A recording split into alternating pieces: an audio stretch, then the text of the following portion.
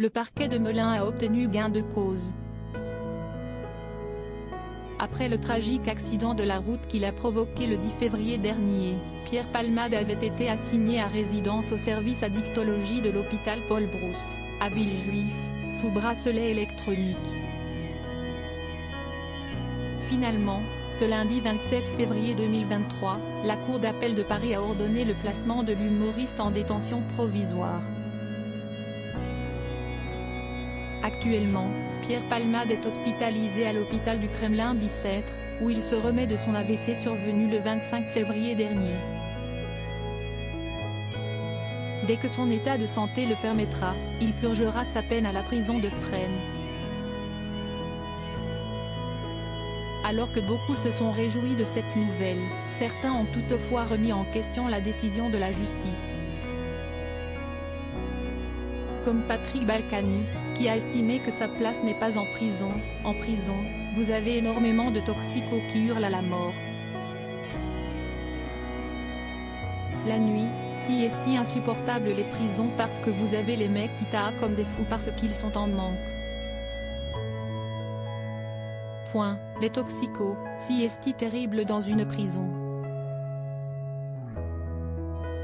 A déclaré l'ancien maire de Levallois-Perret ce lundi 27 février 2023, sur le plateau de l'heure des pros.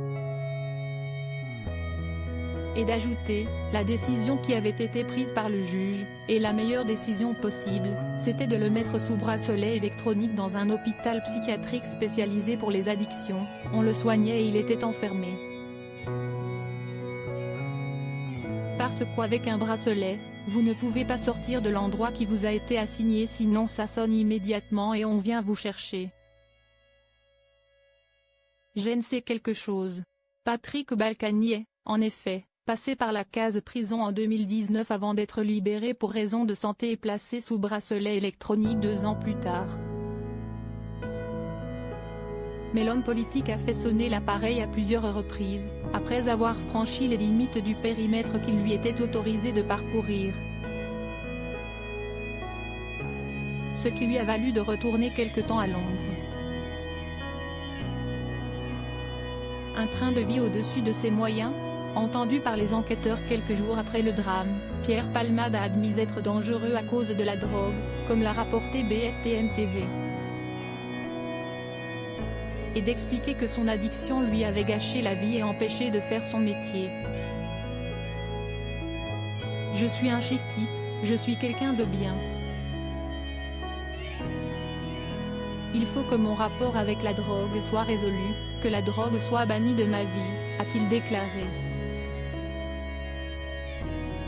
Pierre Palmade en 2019 @photo Sipa Lionel Urman. En plus de la cocaïne, Pierre Palmade est devenu accro à la 3-MMC, une drogue de synthèse qui se consomme par voie orale ou injection.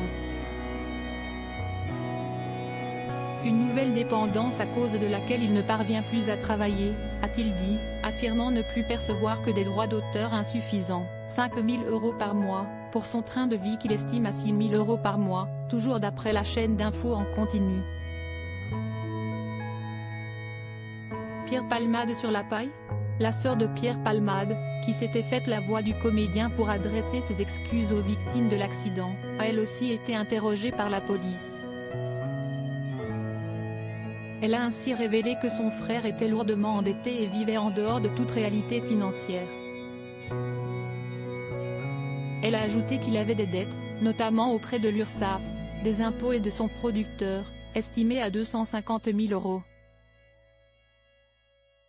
Hélène Palmade a également indiqué avoir proposé à son frère d'être placé sous tutelle, ce qu'il a refusé. Il y a quelques jours, le journaliste Benjamin Lecauge évoquait dans les colonnes de Paris Match les problèmes financiers de Pierre Palmade, dus en grande partie à son addiction. La fête H24 coûte cher et son compte bancaire est vide. Après être parti 8 jours en cure de désintoxication, l'ex-mari de Véronique Sanson avait même mis en vente sa propriété de Seine-et-Marne, qui n'a pas trouvé acquéreur.